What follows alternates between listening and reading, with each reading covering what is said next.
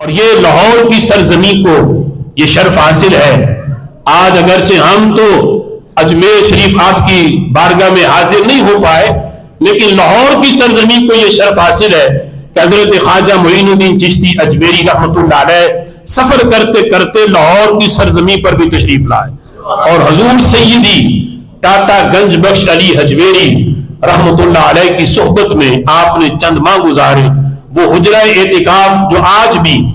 مزار شریف کے احاطے میں موجود ہے، جالیوں والا، جہاں لکھا ہوا ہے کہ یہ خواجہ صاحب نے یہاں پہ اعتکاف کیا، چند ماہ وہاں گزارے، اور خواجہ صاحب نے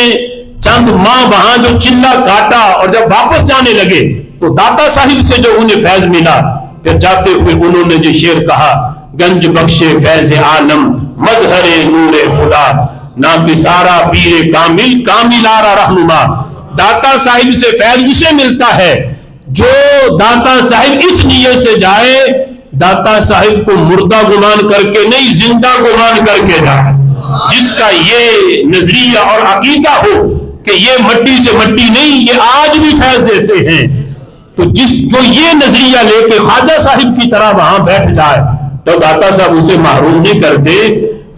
آج بھی رب ذوالجلال نے انہیں یہ طاقت دی ہے، جو اس نیت سے جاتا ہے وہ آج بھی داتا صاحب سے فیض ضرور پاتا ہے۔